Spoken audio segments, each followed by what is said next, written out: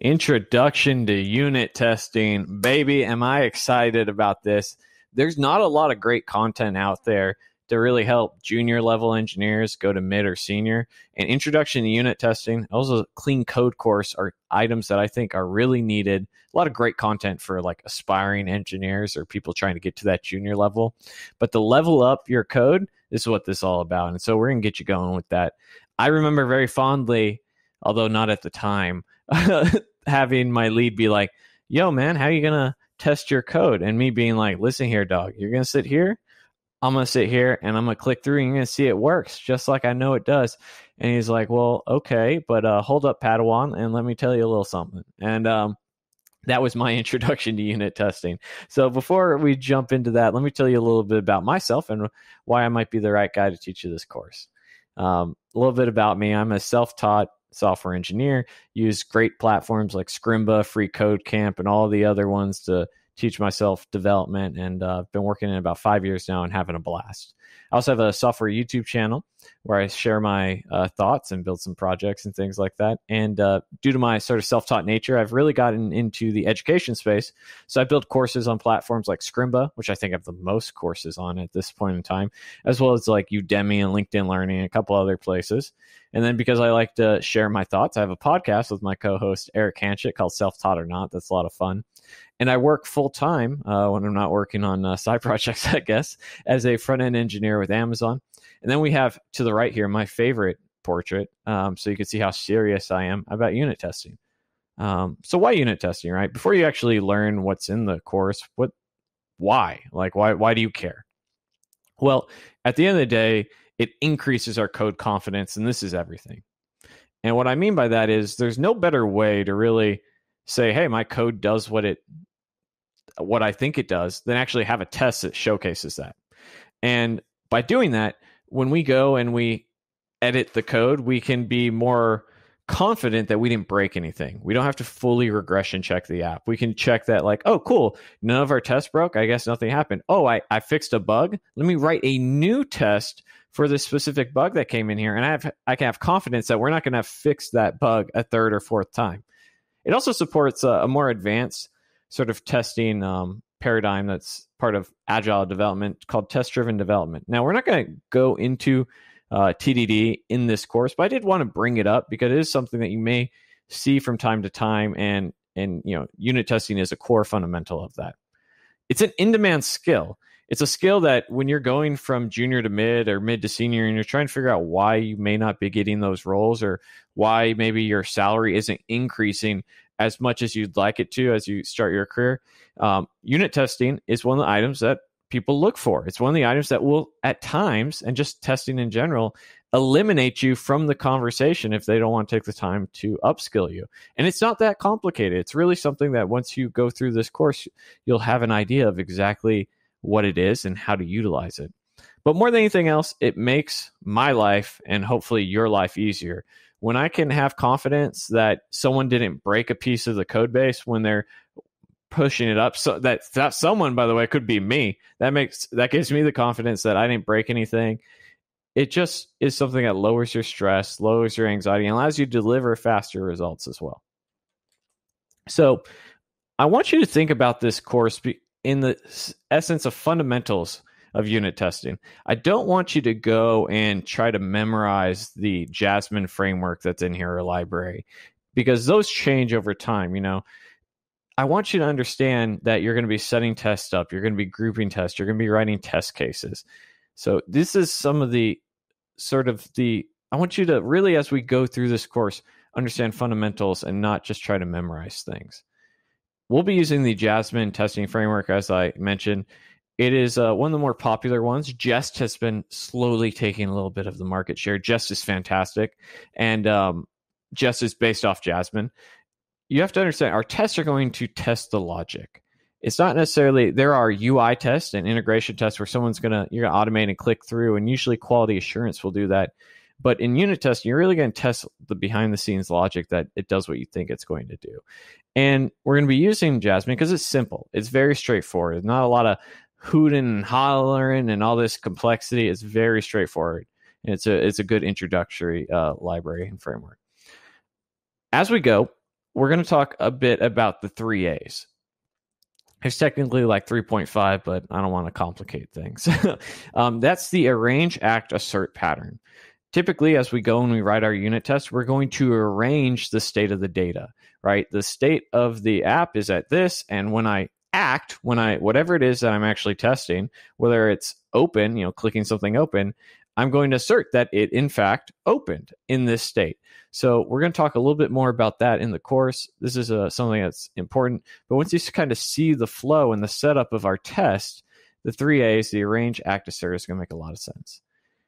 As we go through our course, we're going to be talking about that grouping, test cases. We're going to be how to debug your test, right? Because now we're writing code that tests our code, and sometimes we have to debug it with, focus and skip. We're going to talk about spies and creating mocks, and we're going to have challenges and a final project and a lot of cool stuff, and much, much more. So with that being said, let's jump into it. I hope you're excited, and I hope you're ready to write some tests.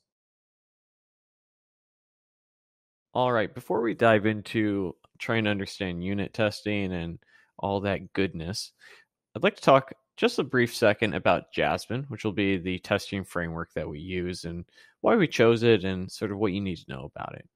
Jasmine, they like to affectionately call in their docs behavior-driven JavaScript. And if you actually go on their documentation, they have this little blurb about what it is. Jasmine is a behavior-driven development framework for testing JavaScript code. Doesn't depend on any other JavaScript frameworks. Does not require DOM. It has a clean, obvious syntax so you can easily write tests. All that's true. It's great that it doesn't require DOM. May seem strange to you, but really what we're testing in our unit test is the single functionality behind the scenes. We don't actually care if you click a button, it fires off something. We care that that method that gets called when that button is clicked does what we think it does. And that can be very powerful because then you can it can run very easily during your development cycle, as well as when you go and put it into pipelines and things like that, that it can get up and running and it doesn't have to manually create a Chrome browser in the background and things like that. So that's actually really important aspect. Now, it is worth mentioning there are a lot of other testing frameworks out there. JavaScript's sort of cliche of being one of those items of like, there's a new library, new framework, new everything, right? That comes out every day of the week. And the same is somewhat true for some other testing frameworks. Each have their own sort of quirks and may actually do different things. Jest is the most like Jasmine as it's based off of the fundamental aspects of Jasmine. Then there's Mocha and Chai, which is more so used for Node JS development, and Protractor and Cypress, which is for end-to-end testing. Now, we're not going to talk about those, but I thought it was worth mentioning in case you're wondering, you see all these other testing frameworks. It's very high level what they do. So what makes Jasmine special? Well, as we talked about, there's no external dependencies. The only thing you need for Jasmine to run is Jasmine. It can also be used for front-end and back-end testing, and it's simple. That's the truth of it. And for an introduction course, it's perfect for that. Now, I want to include a resource here to the Jasmine documentation. I always encourage you to go check it out and dive into it. And next, what I'd like us to do in the next screencast here is just go and write a simple test. We're going to dive way more in detail to each aspect of this test, but I thought we'd start from scratch and then go from there. I thought it might be a little bit more helpful if we went piece by piece, sort of installing these files to really set up Jasmine from scratch on Scrimba. And it might make it a little easier to understand what's actually happening here. So we start out and we have our index.html and our index.js. So I'm going to go ahead and actually rename this index.js. I personally like the name main.js, and this is really going to be the injection point of our application. Now, if we go in main.js, this will be where eventually we'll write our code. This is where we'll do the majority of this course. Actually, 100% of the course. The rest is going to be boilerplate. Now, we're going to need another file here. And let's go ahead and start with the jasmine.js. Now, if we go into here, it's an empty JavaScript file. I'm going to copy and paste over this whole library, basically. All this stuff that's in here, that's the entire library that's using. You don't really need to know any of this. I mean, it's a 6,000 line piece of library. That's really how Jasmine works in the background. Now, let's go ahead and create another file. make this jasmine.css. Now, as we go and copy this over, this file is going to be all of that beautiful UI that's there, right? What an anchor tag looks like, all the CSS associated with that. Do one more file here, and this will be jasmine-html.js. Now, this file is basically a whole bunch of stuff to help the Jasmine parse your test so that it goes into your application. We're going to need a file here called boot.js. This is really the upload function, if you want to think of it that way. The hey, please let our stuff run. And then we have to do some modification to our index.html. So when we started, we had this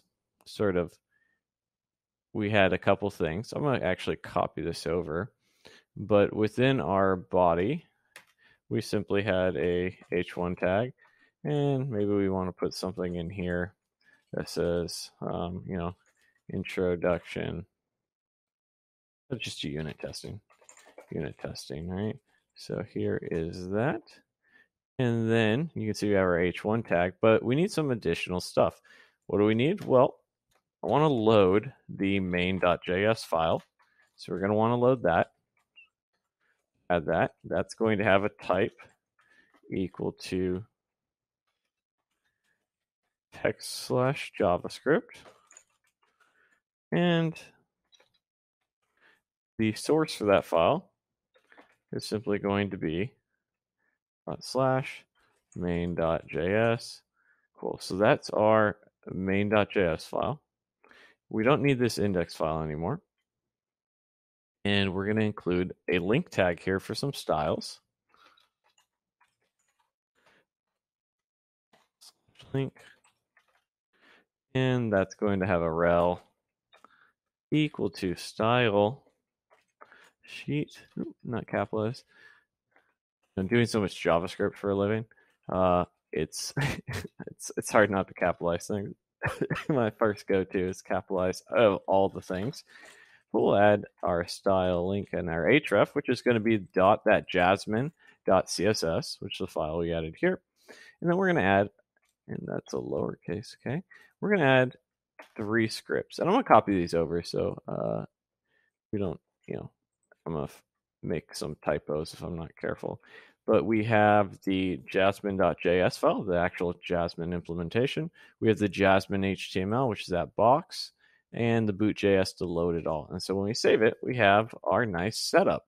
So that's how you can get Jasmine up and running in your application. And then obviously we'll talk a little bit more about how to actually get unit tests in here in future videos.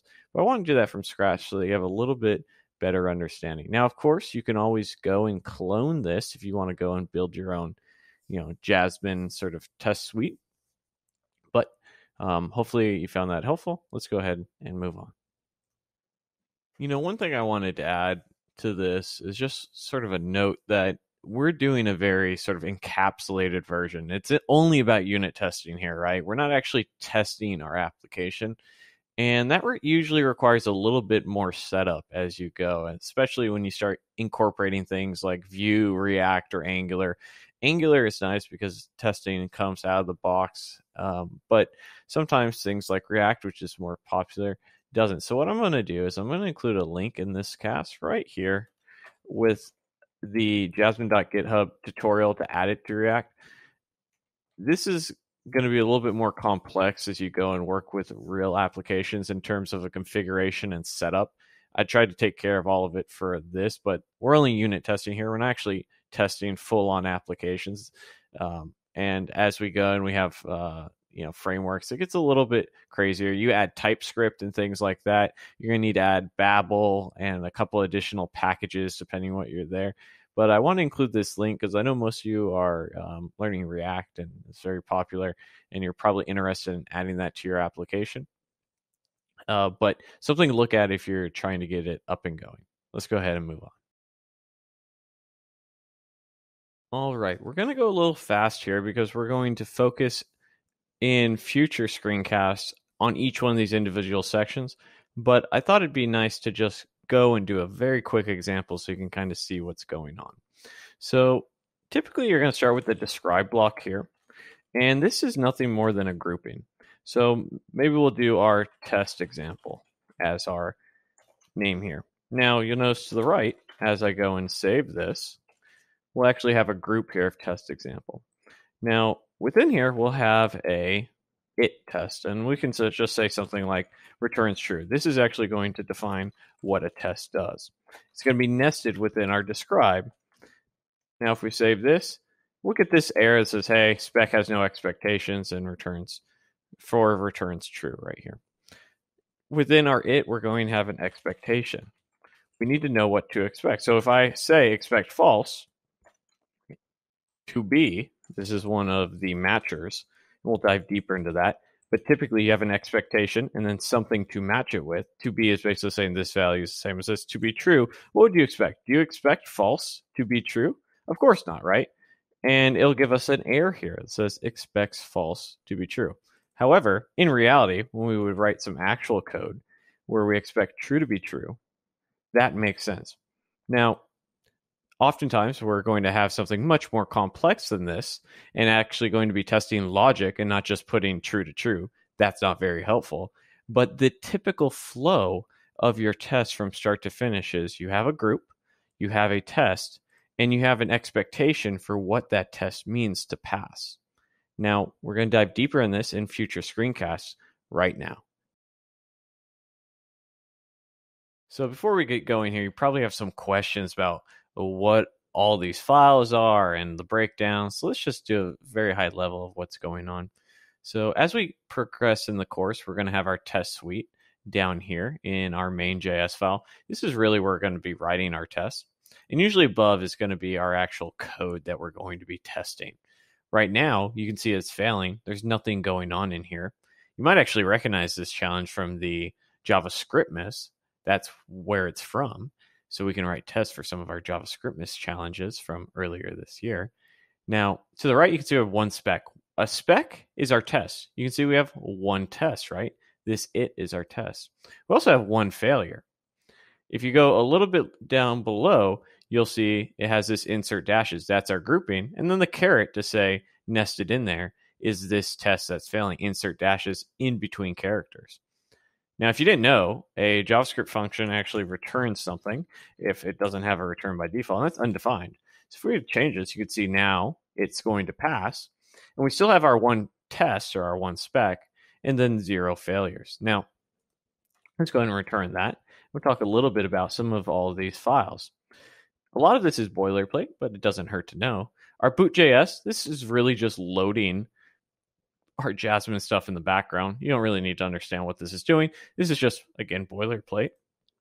In our index.html, just some setup here to load some of these scripts that we need so everything works nice and well. If you want to run this in a browser like so with a nice output, we have our jasmine.html. This is more stuff to help with that. Some CSS for all of our Jasmine. Lots of craziness here. And then our jasmine.js, about 6,000 lines of JavaScript. Not compiled or anything, but that's going to be really the Jasmine library in the background that I've added to the file here, and that we're loading in the index.html as a JavaScript tag. And then down below to the left, of course, we have our Google Slides. So that's really the setup here. Let's go ahead and jump into it. All right. So as I mentioned, we're going to talk a little bit about what that describe was. And you might already have an idea, right? It describes your test group. You know, you're going to need a way, depending on what testing library you're using. In our case, we're using Jasmine. You might be using Mocha. You might be using Chai. You might be using Jest. My personal favorite is Jasmine and Jest for unit testing. And you're going to need a way to group your testing. And that's really what the describe is about. And I'm going to keep saying this again and again. Try to remember these concepts. Don't remember what the describe method does. Remember that you're going to need a way to group your tests. So how are we going to do that? Well, again, with describe. You can see here, no specs found. Specs are our test.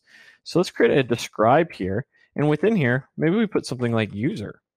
Typically, depending on what we're testing, usually you'll be testing a class, you might be testing a component, you might be testing a service, a directive, a pipe. It really depends, but you're testing a single thing. In our case, we're testing user. And now that we have that, you can see that we have our user grouping here, although no test in it quite yet. And we'll come back to that. All right, welcome to our grouping with describe challenge. And I have a question for you. We have our user described title here, and I'm asking you, is there a way that you could think of having a more reliable way of identifier and grouping name? Like, what would happen in this case if our user class was actually changed to admin class and our describe still said user? Can you think of a way, knowing what we know about classes, of making it so that we don't have to update that? Pause it, think about it, maybe to even do a little bit of research and come back to it. All right, were you able to do it? If not, not a big deal. In our example here, let's just go ahead and make that change. So we change this to admin, and it still says our user group, right? We have an issue there. And you might even like the syntax, something like this, user class. If you want to be more specific, that'd be okay. But it still would be user class, wouldn't be admin class. But did you know that all of our classes have a name? If we do something like admin.name, and then we save it, we're always going to reference this. So if this changes, we now can have our admin. And of course, if you want to do some string interpolation here to make it a little bit cleaner and better because you like the class like I do, usually if I'm working within a component, a service, a directive, a pipe, a class, whatever it may be, I'm going to reference that. So we'll do something like this. And now if we go and we change admin back to user, for instance, and we save it, it's going to error out, right? As expected. We'll go ahead and update this. And bam, bam, good to go. So just a slightly safer way in our large outmost grouping describe here to say, hey, we're within our user class, and we're going to make sure that it's going to be accurately updated and give us a little help there. All right, so let's actually go ahead and write our first test here. What we're going to test is just that when we have first name come into our user class in our constructor, that if it's undefined or doesn't exist, it just gives it a default value of empty string. Typically, I'll do this with my models and my components and things like that. This helps it to gracefully fail. So if for some reason these values come in undefined and we have a string operation that's happening, the whole app won't blow up. Instead, it'll just run it on an empty string. So that's why you might do something like that. Now, in our test, we have these it groupings.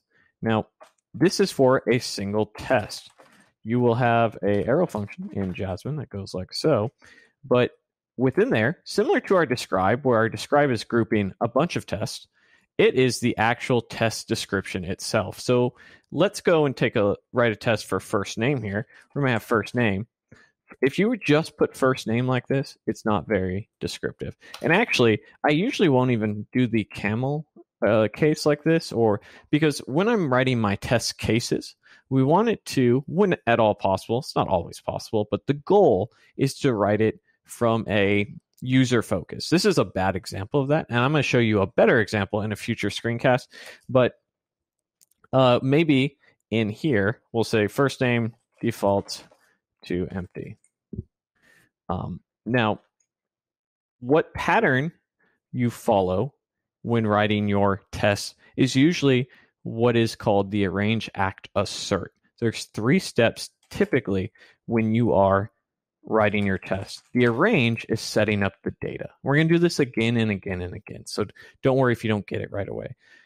You're essentially setting up the state of the application. So maybe let's go ahead and just create a constant data, and we'll actually go ahead and set this equal to an empty object, and we'll set a first name here equal to null, something that doesn't have a value. And then we have our act. In this case, we're just instantiating the user class. So let's go ahead and create a model and set this equal to new user and pass our data to it. As you go and you start standardizing your code, one thing I recommend in your test suite is within our act, you're typically going to be testing one of 5, 6 things. You might be testing a model. You might be testing a service. You might be testing a component, a directive, a pipe, whatever it is. to, instead of calling this user, start standardizing this and calling it a model. And you'll see a little bit later why we might do that. But standardization is good. So we've done our act. We arranged the data, we took the data, and we acted by creating a model in this instance. And now we're doing our assert. Our assert is where we're actually writing what we expect this test to do. So if we go and we say, hey, we expect, with the expect method, that our model dot first name, that has a method called toBe, which essentially is saying we expect that value to equal an empty string. And when we save it, do we get that? We do. And right now, we can simply see if our code, if someone comes into our code base, changes, what the hell is this, right?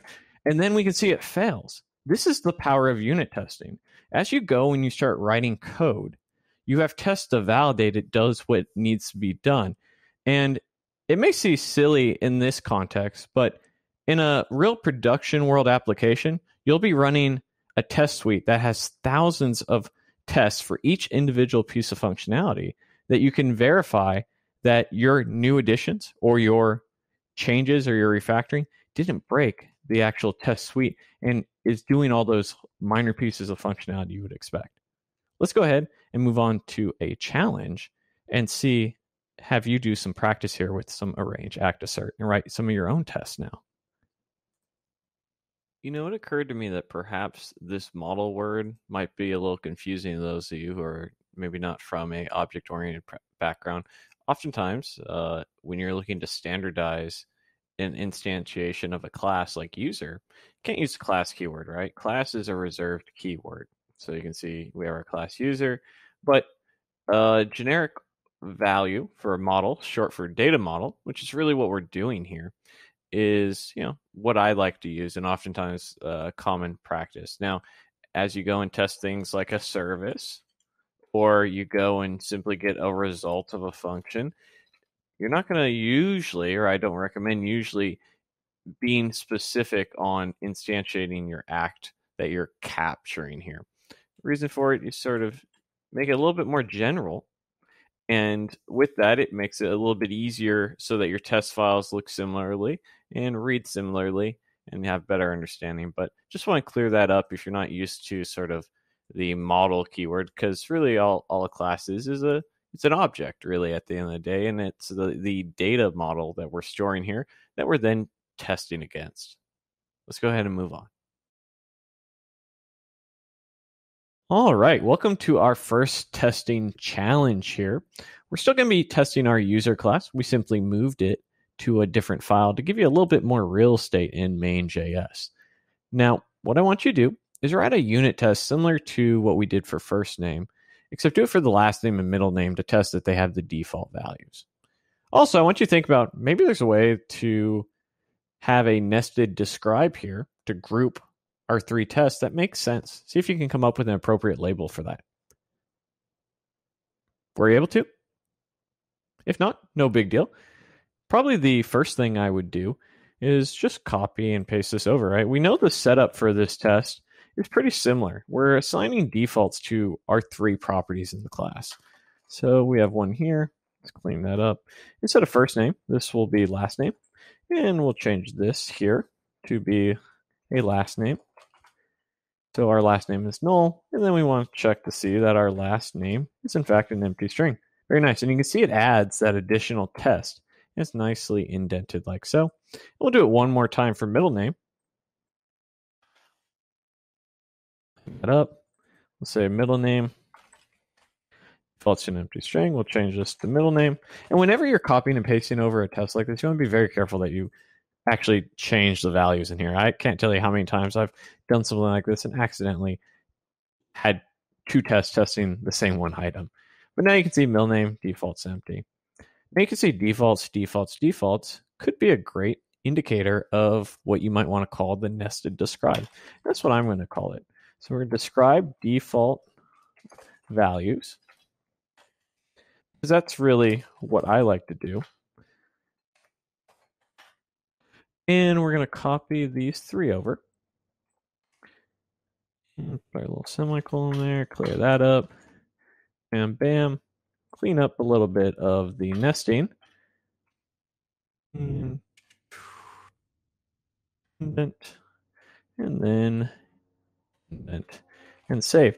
And now you can see we have our toDescribes nested in here, which will be helpful because as your Go and your test suite expands, you want to have some more grouping in there where it makes sense. And in the next section, we'll talk a little bit about how to actually get rid of some of this maybe overlap that we keep seeing. Let's move on. As we go and we start writing more and more tests, it's pretty common that there's going to be shared configuration or setup or stuff like that, especially as things get more complex. We're working with a very basic user class right now, but let's showcase what a beforeEach does. And that's really what a test setup method is. It does something before each test runs. So if you remember earlier, I talked about the importance of sort of standardizing some of our items here. So we're going to do that with our model because we're going to essentially, in our beforeEach here, override our model before each test. Now, if you remember earlier, our user class goes ahead and assigns this. There's really no reason to pass a null or empty here other than to be explicit. So we don't need to do it every single time. So what we can do here is model is equal to a new user. And now before each one of these tests, it's going to go ahead and instantiate our model. So let's get rid of this. So this is a pretty basic test. So the arrange, the act, it's not really something we need here. It's fairly simplistic. And now before each one of our models, everything still runs. This is running before each one of these tests run. And we could test it real quick, just to give an idea. So if we did first name, and here we set it equal to hello world, it's going to fail this first name test because we actually are expecting it not to have a value and we're passing it a value. But before each, it's going to be scoped to the group that you're in. So in our case, this is going to be for everything within this describe. But let's say that in a different describe, we didn't want to instantiate an empty model. We can either override it directly, or we could actually have a beforeEach in each describe block. So it's scoped very much so like block scope variables.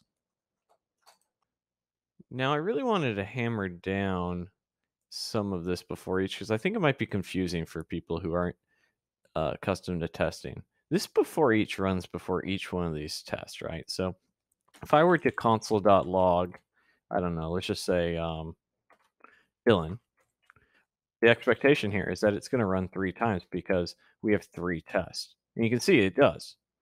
Now, imagine I went into each one of these beforeEaches, and I went and I put, console.log 1 for this one, and I did console.log 2 for this one, and I did console.log 3 for this one.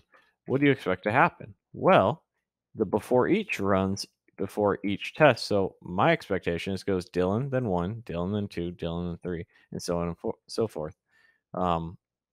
The tests get sometimes jumbled in different orders for more accurate testing because you want your tests to sort of function that way. But you can see that it does the beforeEach and then it does a test, does beforeEach and then does a test. This is all by design. The idea is to run some logic and do some setup typically before we run an actual test. So in our case, we're running our model setup before we go and run each test instead of actually instantiating in there. Now, as you go and work in more complex code, this user model or your class may have a service that it's getting injected that requires you to set up a mock backend, and you might be stubbing dependencies. It wouldn't make a whole lot of sense to have to keep recreating these things again and again. So beforeEach is really there to run some logic and usually some setup before each individual test. All right. So are you ready to accumulate all your knowledge and challenge yourself? Because that's what we're about to do in the setting up data with the beforeEach challenge. What I want you to do is add a new describe block, some test, and even a nested beforeEach for our new property we've added here, full name. So full name is a getter that takes the middle name and sees if it exists. And if it does, it's simply going to concatenate it and return the first name, middle initial, last name. So in my case, Dylan Christopher Israel, it would be Dylan C.Israel. And if there is no middle name, it's going to simply return Dylan Israel. That's what we're going to test. So jump back over to main.js, give it a shot, see if you can do it. If not, no worries. Were you able to? Hopefully. If not, no worries. Practice makes perfect. I'm about to do it right now. So whenever you have these methods, these properties, where especially when you're testing multiple things, you have to think, is there a describe block that already exists that would work with it? Default values wouldn't really work, right? This is simply a describe block, a grouping block that's there for the default state of our model class. But we can go ahead and create a new one here. We'll call it full name. Now, we'll talk a little bit more about test-driven development later on, but oftentimes when I am writing my code, I'll write the test cases before I actually write the code.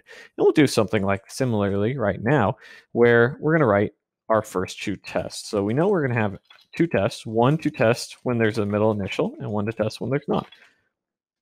So what would a good name be here?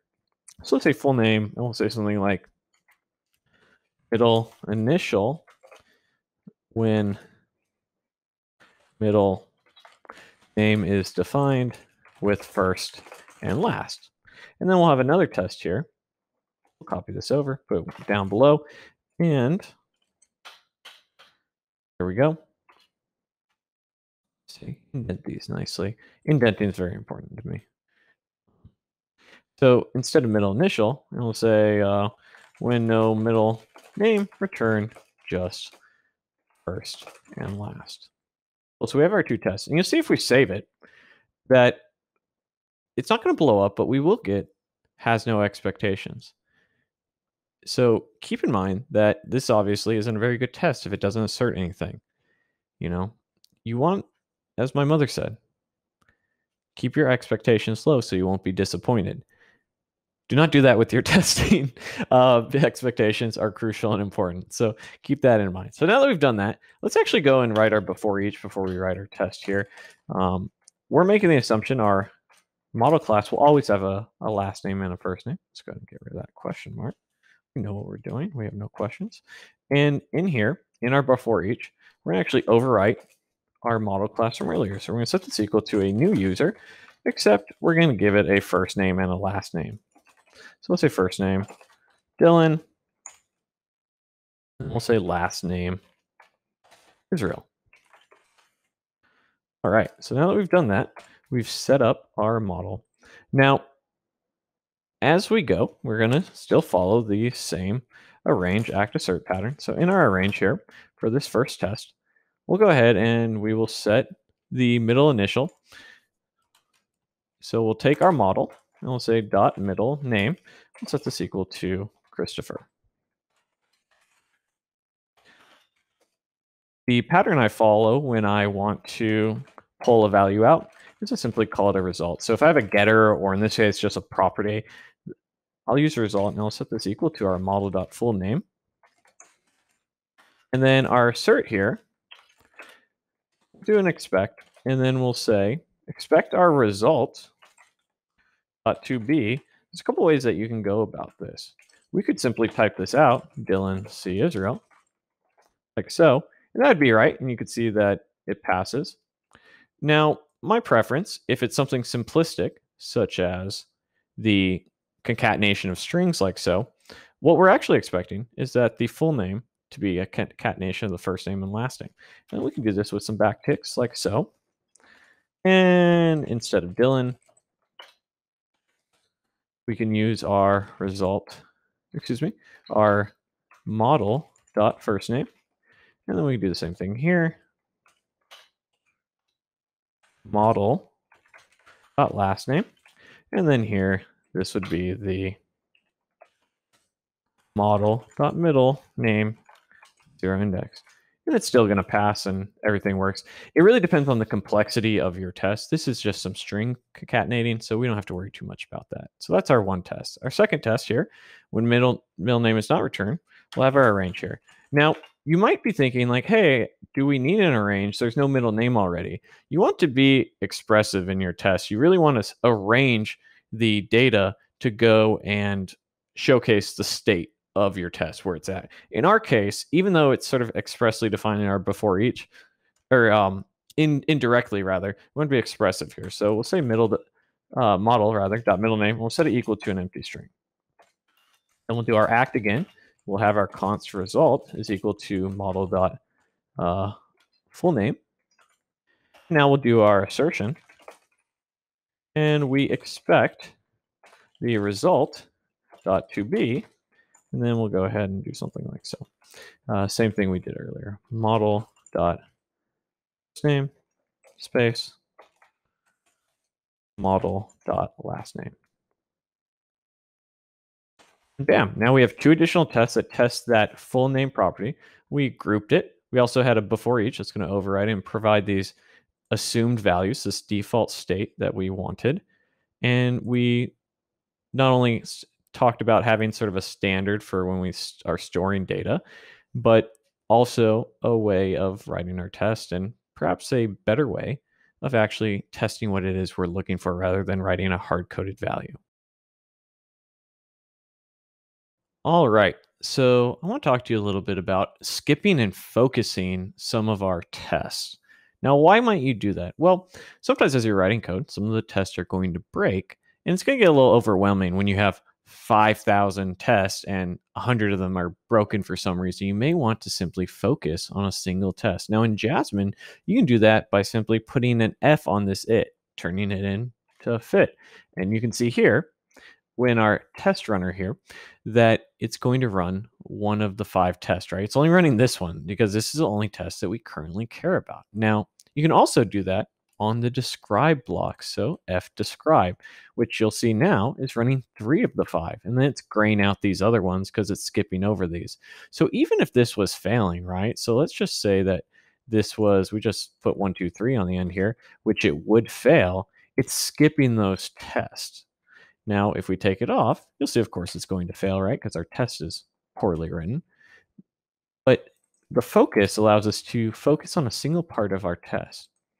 By the same token, if we remove this and we still had the 1, 2, 3 here, that it was failing, and we knew for some reason this test was failing and we were going to work on it, but we needed to skip it for now, we can put an X on it and it's going to skip it, which you'll see it's still going to skip it like so.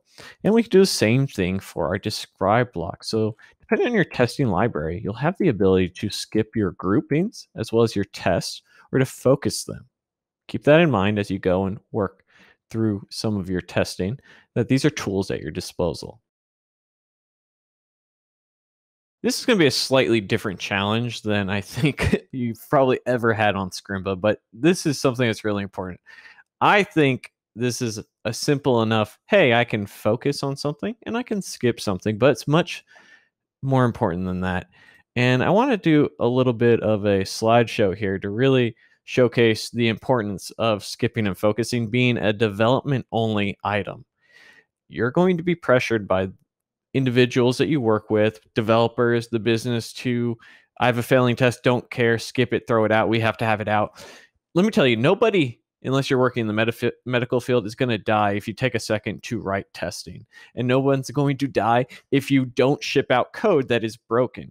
And I don't want you to be one of these guys, right? So like when you go and you write code that goes out to the world, you know, we're supposed to fix the code, not protect the bugs, right? That's our job as software engineers when issues arise. And when you skip or focus tests to avoid broken tests because there's broken code, this is what you're doing. And you fall more into this category where like, hey, if we don't have any tests, then our pipeline can't fail. Big brain plays. It's not like that at all. As professionals, let's jump back to the testing challenge here. As professionals, our goal is to protect the code because nobody else will. And I want you to listen and hear to the importance of what I'm saying because it's going to sound very dramatic. By you being sort of a pain in the butt and being vocal and being a software craftsman, as Uncle Bob likes to say, this is really one of the ways that you can increase your value to organizations. One way I was able to double my income on very early on was with three things: clean code principles, solid principles, and testing. And I did it out of my own sanity. It wasn't necessarily for even the organization that I worked for. I did it because I understood the value that testing brought. So I want you to hear that. That's the first part of this challenge. The second part is I want you to raise your right hand as I do it right now. Raise your right hand and say, I will be a quality developer that protects the code and my sanity. All right? Please do that, because that's what it means to not throw tests and skip tests out to production, because all you're going to do is shoot yourself in the foot. And when you write tests, you help protect yourself because you don't have to fully regression check the entire application. In the last part of this app, in the challenge prompt area here, I want you to write this out and then sign it as much as you can, right? I understand the value testing brings and will help to educate those about it. If you understand the value that testing brings, you won't skip and focus around those tests. So I'm going to do it right here. We can do it together. I understand the value testing brings and will help to educate those about it. Period. Asterisk. Dylan C. Israel. Perfect.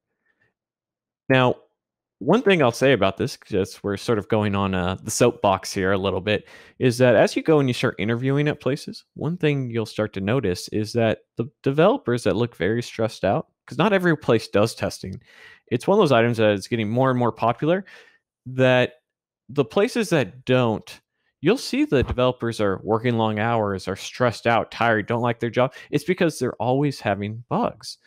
Funny thing is, your bugs decrease, your work decreases, your output increases, a lot more people are happy. So you have to be the one that's going to drive this change. You have to be the one that's going to stand by the importance of this, because at the end of the day, it's going to be your responsibility.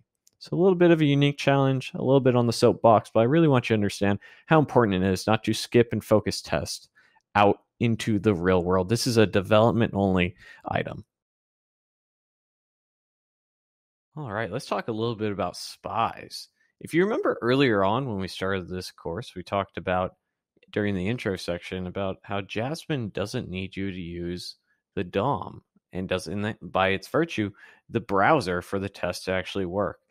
And when testing third-party APIs, you don't actually go and write code that's going to call the API or going to call some library, and you're not going to test the library.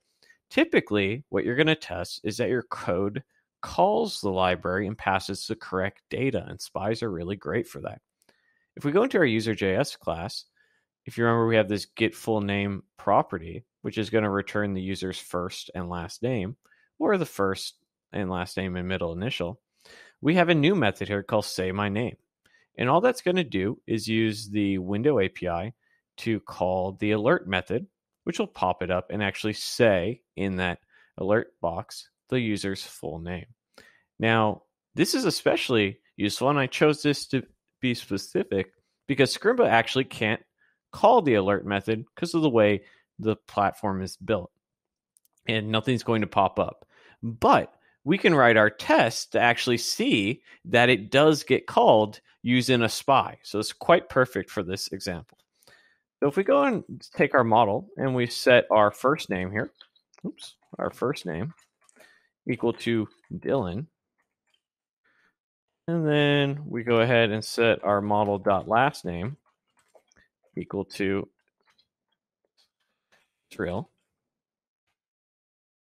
We need to set up our spy on, that's just how we set up spies. It takes in two parameters.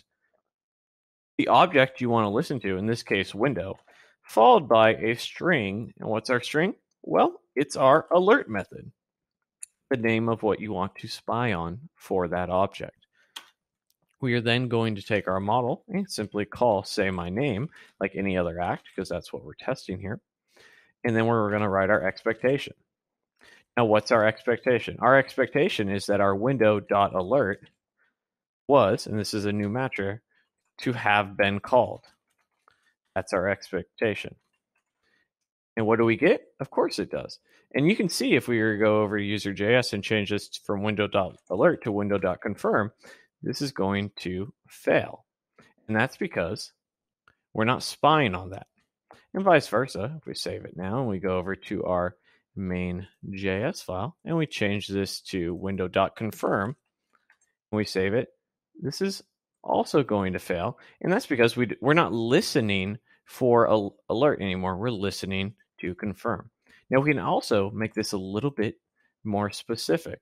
There's another expectation here or another matcher when we listen to our window.alert, and that's to have been called with, and we can actually see what it was called with, the properties that our user.js file here was called with. What is the value we're passing in? Full name. So in our expectation here, we're expecting it to be Dylan Israel. And we can save it, and bam, our test still pass. And if I change this to Dolan, of course, that would fail, right? We expected our spy to be called with Dylan Israel, but it's actually called with Dolan Israel, which no one wants to be a Dolan. And because this is more specific, and actually it's not only testing that the window has been called, window alert has been called, but also has been called with the property, we can eliminate this first expectation. All right, so we have a challenge here. It's going to be a little bit extra challenging because I'm going to include a hint to something we haven't covered yet. So I want you to sort of work through it and see if you can understand it. Now let's look at our user.js file. We have this get codename method here that's actually using a confirm dialog. And we're going to find out if you are in fact a testing god yet. Hopefully you are. If not though, maybe you're a scrub skipping tests in his best friend's ride. I don't know. But the confirm we're going to spy on. But if you've ever worked with confirm, this is one of those items that actually is expecting an input. And so our test can go ahead and tell it, hey, when we hit this, return true. When we hit this, return false. Because our unit tests, if you've noticed, haven't been any user interaction. And that's how they are designed to be. So go and use a spy and test the method get codename fully. So you want to test both scenarios. You're going to need to use the spy on and to have called with matcher. And in order to return the value, try and follow this example here that I have laid out. Were you able to do it? If not, that's quite a bit of setup, and that's okay. So I have our describe get codename. And in our it, we have two test cases that we really want to test. So let's start there before we do anything. The first one is that we want to test that is coding God when confirmed. And we'll do our range. We'll do our act. Do our assert. And you may be getting frustrated at this point saying, Dylan, why don't you just set this up for me instead of doing this in challenges? Because I want you to get frustrated because it means you're learning and we're covering it again and again. So embrace the frustration. So what are we going to do? Well, if you remember earlier, we're going to spy on our window object. And in this case, we're going to spy on confirm. This isn't going to be enough because we want to test both scenarios. So you can do some chaining here. There's actually some items where you can now join things. So we'll have our and we'll return the value. What value do you want to return? Well, if they are a coding god, we want when it hits our spy, when it hits right here, our confirm, we want it to in fact say, hey, it is in fact a coding god, and so return true. So now when we get our result here, we set it equal to our model dot get codename. When we do our assertion, we're going to expect that our result is in fact to be, what do we call it? Testing God in all caps, I believe. Testing God, exclamation point. Save it, and bam, we got that. Let's go ahead and copy this over and do it one more time, except we want the opposite result here, which is the scrub when not doing testing. How about that? And instead will be false. And if we change this and save it, we'll see that it fails, right? There, in fact, scrub skipping testing his best friend ride is not equal to testing God. So we can see exactly where we're failing. Let's go ahead and just copy that over from our user file. Save ourselves a little bit of a headache here. Back over, throw in our expectation. But now there's one more thing that we can do. You might be saying, hey, these are 2 tests, everything's fully tested. I don't really think so. We can actually test what the input of this using that, if you remember earlier, to have been called with. So, because we care what they've asking, so in here, might say something along the sides of ask a user if they are a testing God. We don't need this and return value with this. I guess it doesn't matter which one it is. It could be true or false. What we're actually going to test is that our window dot confirm to have been capital H to have been called with, and complete that and paste this in here. Are you a testing God? Asking silly questions. On course by the end of this course, and bam, now we have 3 tests. We can test exactly what came into the confirm. We can test the falsy statement. We can test the truthy statement. So spies are very powerful and usually used again when dealing with third-party dependencies, things that are hard to test or that you don't have a lot of control over. One thing I wanted to point out is that your tests are only as good as your test descriptions. And as my producer and I were looking at this, I actually made a mistake, and I thought this was a good learning opportunity. My test description, even though this is a passing test right here, is actually incorrect, right? We're not expecting to get is a coding God, and you can see that by our test output. We're actually expecting is a testing God.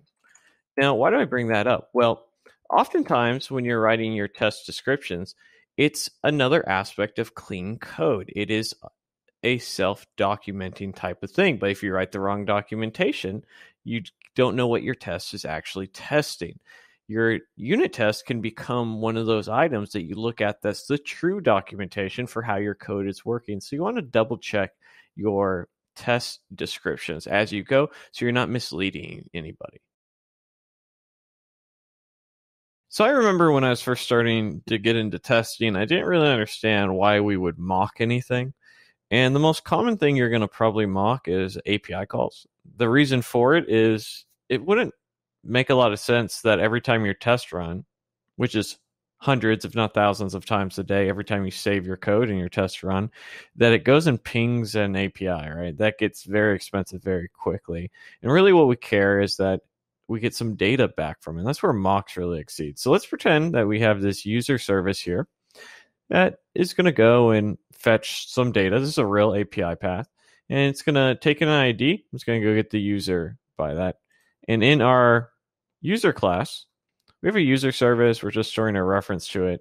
But then there's this asynchronous method we added called getUserById. And we're going to pass the ID there. So a little bit of setup here. Just something to keep in mind, but I did want to give you a very practical example. Now, a mock's intention is to essentially go in the same flow, but maybe skip over the implementation logic. And if you've ever worked with the solid principles, this is a great example of how you might use the dependency inversion principle. So let's create our own mock for how we might actually just test that we got the ID, right? And that we're getting some sort of data back. Although we're not going to worry too much about the data. In our case, we're going to worry that the ID is correct. And you might be saying, well, why don't we just use a spy? Spies work, and it would work in this instance, but as you go and you work with more and more complex pieces of the application, you'd be creating spy after spy after spy. And really, a mock here is going to mock out what we need. And so I wanted to build one from scratch here. So let's go and we'll create the mock user service. And typically this would be in its own file, but here we're just going to create it locally and start thinking about how we might actually test our object, right? So what do we need? Well, we need something to store a reference to the last ID. So maybe we'll have a last ID property. We'll initialize it to a null, something empty. We also are probably going to want to return some user data.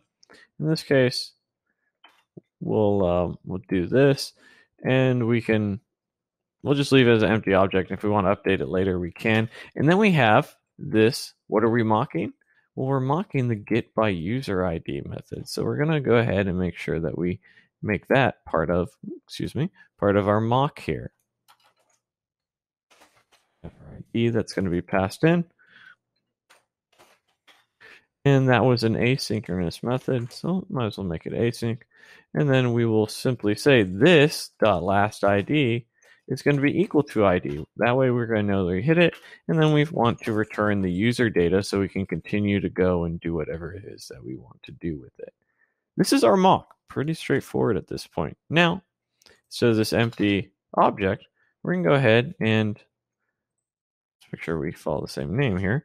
Pass in our mock user service. All right, so definitely a little bit more complex than some of the other testing aspects that we've done, but we're still going to follow the same arrange, act, and assert.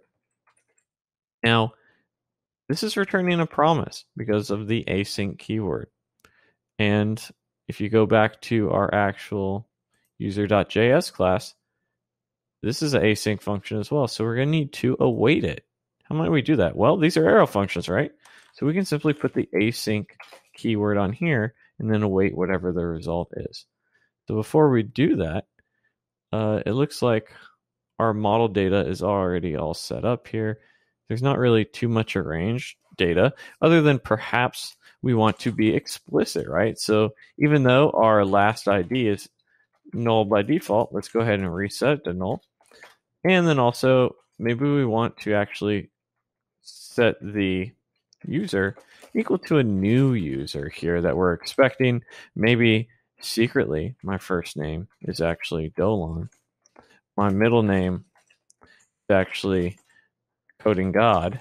And my last name is Nunya Business. And then an ID is actually 2, right? So maybe we're just doing some crazy anonymous stuff. Let's go ahead and make that a little bit more readable so it doesn't wrap there. Maybe that's actually what our user data is. Now, let's go ahead and act. So we're going to get our result, and we're going to set this equal, and we're going to await what our model dot, what is it called again? I forgot already. The get my full user data call is. And we can go ahead and expect that the mock user service dot last ID to be, what is our ID when we did it? It was 1, right? So we expect it to be 1. Let's go ahead and save it. What do we expect a null to be 1? So let's see where we may have gone wrong. So we did our user, we set that, set it to null. We then updated the service. Now, a good testing, let's go ahead and debug actually. This will be a nice, cool little debug challenge. So if we go over to user.js, not everything goes as you would expect. We can say this ID. So what is our expectation here? Our ID here is that we're getting 1. So get by user ID. So let's jump back into here. So it looks like the data is doing that correctly, but are we getting it here? Pass in our ID. And it looks like we're not getting it there. Oh, we are. Interesting. So we set the last ID to null. Returning the user. We're awaiting.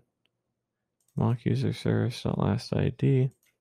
This shouldn't be it, but why isn't that updating?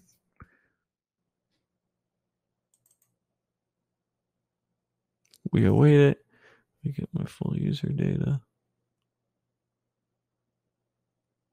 Do we need to? Oh, awaited here? I don't think so. Interesting.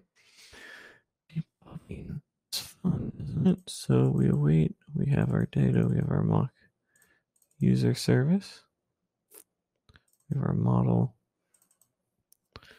pass in our model.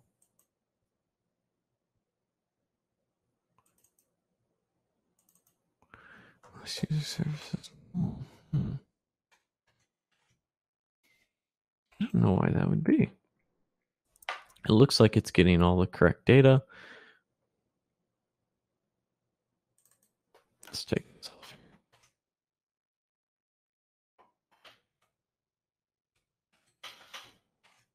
There we go.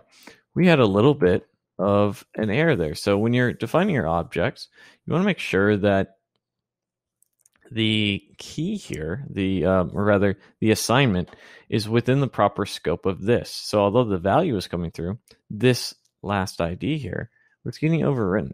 So as you're going, or not getting overwritten, it wasn't in the proper context. So a little bit of a stumble there, and that happens. Don't expect as you're writing your test for everything to just go perfectly. Sometimes you're going to have mistakes when you build your mocks. It's also why it's important to have this sort of its own file that you can use again and again so you're not recreating the wheel every single time. Everybody makes mistakes, myself included. I like to leave my mistakes in there so you can kind of see a debugging process as we look through here and see a real world scenario of how to maybe come to a solution instead of just seeing the happy path, right? We're always talking about the happy path and the unhappy path. So there was a little bit of an unhappy path, but now we are able to see our last ID. And if we wanted to, we could check the result as well here. I'm not going to do that. The screencast is one of the longer ones already. Let's go ahead and move on to the challenge. All right, so we went over mocks a bit. Now let's just practice writing a test for it. So what I want you to do is clean up any unused pieces in this test down here. Is there anything that we don't really need to use to test, get user data by ID? And then go ahead and write a test specifically to see that we got some user data. Currently, we're really just testing that we got the ID passed correctly. All right. Were you able to do it? If not, no worries. We're going to do it right now. So the reason I want to bring that up is sometimes people leave leftover stuff, myself included. But in our example here, we don't actually need this user data, this additional return, because it's not what we care about here. We technically don't even need to store this result, right? So let's save it. Everything still passes. Now, this probably could even be updated. Say passes ID to get user properly. Maybe not even properly. The expectation is the test is going to be proper, right? So here, what we want to do is we'll have returns. It gets full user data. And async as well. And I saved this so we don't have to copy that over. The mock user service is equal to a new user. And I'm going to teach you a little thing about pictures as well as we go and do this. So you might be saying, Dylan, the toBe maybe wasn't passing. Maybe I wanted to write this, but toBe or not toBe was not the thing of the day. So let's actually just clean this up before I get all metaphysical on you here. Now, here we go. Almost indenting and all that stuff. It's hard sometimes, but it's worth it.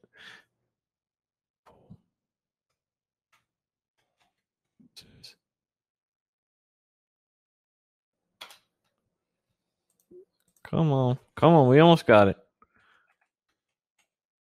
There we go. Okay, so we have our arrange. And now let's go ahead and do our act. And here we're going to get the result. We want the result this time. So we'll go ahead, set the result, and we will await the model dot get my full user data. Now, What you may have tried is you may have tried to do something like this, where you wanted to say expect result dot to be, and then have pasted in this data here. This actually isn't going to work, even though those values are probably correct. So you might be saying expected user to be this, and it has the same values as you go across. In an upcoming additional matcher section, I'm going to bring up toEqual, which is going to have some items, or to contain, where we don't want to go and check every single value like this, right? So another solution that you may have gone about is you might have gone and said, hey, expect result dot ID to be 2. That'd be correct. And then you might have gone and done this next, where you might have said a result dot first name, right? Be Dolan.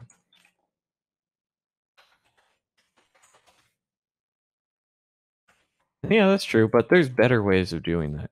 But here we're able to test that at the very least our user data is getting returned that we would expect, meaning that when we jump into our user class here, that it's hitting this user service that we mocked out, and it's hitting this method, and thus it's returning the data that typically, when we actually are using it in the app and not in the test suite, would actually go and hit this API method. That's the intent of the mock there. Still functioning as you would expect, but here when we run our tests, it's not going to hit the actual implementation or the API. Let's go on and move into the additional matcher section, where I can showcase some of these more complex matchers other than just to be. So I've been staying away from using a different matcher than to be in this course. That's because to be is really fundamentally the one you're going to be using the most of. And the idea there is that it's just making a strict comparison. Is this exactly equal to this? It's really like a triple equals in JavaScript. But there are some additional matchers that I want to bring up and give you some use cases. Again, depending on your library or framework that you'll be using for testing, they might be slightly different names, but the idea will be the same. So toBeDefined is something you'll see a lot in terms of test-driven development type developers. And it's really done to simply be your first test. At least that's how I use it, I should say. And it exists is usually what my first test is here. And all it is an assert that has an expectation that our user class is actually defined. That's it. Nothing crazy. It's usually there to start off your test suite as you go and follow the red, green refactor pattern. But I haven't used it for anything else other than this, but I do think it's worth noting. The more common one in the toEqual, I think, is the fun one. So let's look at our user class and just see that I have this get helper method here that has the first name, the middle name, the last name, and that gets returned. Now, let's say we had a test, and we'll say get some full name pieces. And in here, we're going to do our arrange, we're going to do our act, and we're going to do our assert. Now, let's just say that we had a first name. We'll just use my name. It's not Delon. We have a constant middle name.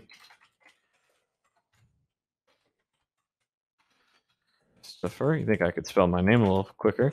And then we have my last name, which is Israel. And let's say we instantiated our model. Our model is equal to a new user. And in here, we just passed in our values, right? First name, middle name, last name. Okay. Now, our expectation would be that if we took model dot full name pieces, right? That's what we called it. Full name pieces. We would, if we used to be here, the expectation would be that this would be equivalent to first name, middle name, and last name. we save it, we'll get an error here. And if you look, and we expand this out a little bit, it actually has the same values. Dylan, Christopher, Israel, Dylan, Christopher, Israel. And you might be going, well, why is that? Well, that's because toBe is doing a strictly equals. This array here is never going to be equal to this array because these are two different values, like two different arrays. Now, if we use toEqual, this is actually going to do a deep comparison, and it's going to compare that first name, index spot 1, 0 is first name, middle name, last name. So that's the difference between toEqual and toBe and toBeDefined. So some additional matchers to be aware of. All right, the additional matchers challenge. What I want you to do is look through the Jasmine docs for matchers, which there's a link to it on line 4 right here. And I want you to pull out a matcher we haven't used in this course. That way you can kind of see what might be out there and, write your own test for it and work through it, right? I think it's important for us to actually dive in docs on our own and not just find everything in a tutorial, else you'll never escape tutorial hell, the dreaded tutorial hell, right? So, go ahead, pause the screencast, take a look, and write a test for one new matcher we haven't discussed quite yet. All right, so I'm not sure what matcher you chose, but what I'm going to do is I'm going to showcase toMatch. toMatch can take in a string or a regex to compare against another string and see if it is contained within it. So let's say I have a test here that has my first name, right? And I go and I write, I set it all up here. I have my arrange. I'm going to indent that. Indenting is important. And then we want to act. Then we want to assert. And right here in our range, we'll just set up my first name equal to Dylan, and we'll set up my last name equal to Israel. And with that, we'll go ahead and instantiate our model here. So we'll say model equals new user. We'll pass in a first name, and we'll pass in a last name. All right. Now that we have that, let's write our expectation. So our expectation, which if you remember in our user.js, we have this full name method that just simply concatenates first name and last name. And we'll say model dot full name dot toMatch. And what are we looking for? Well, in our case, we'll do Dylan. Does it actually have that in there? Yes, it does. And if we wanted to treat that as a regex, get rid of that, we can do that as well. So that's toMatch. Hopefully you had some fun diving through the docs and were able to sort of pull one out, piece it together, and see how you might write a test for it. After you've gone and looked at the matchers, you might be saying, like, Dylan, I just did this challenge. Why have we only really talked about 5 or 6 different matchers in this course? Because we're covering the 90% of the scenarios when it comes to this. Now, the idea is simply that we want to learn unit testing. We don't want to memorize Jasmine matchers. And most of those matchers, in my personal opinion, shouldn't even be there.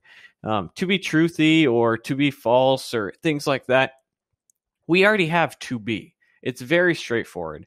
And no matter what testing library you go to, they're going to have the ones that we called. They might have a slightly different name, but I want you in this course to have a better understanding of unit testing than the high-level items and take this, not necessarily understand Jasmine, but understand unit testing libraries and frameworks and what to expect. So that's why, and we're honestly covering the ones you're going to use 90% of the time anyhow. But I hope you got a chance through this challenge to dive into the matchers and maybe see what the possibilities may be down the road.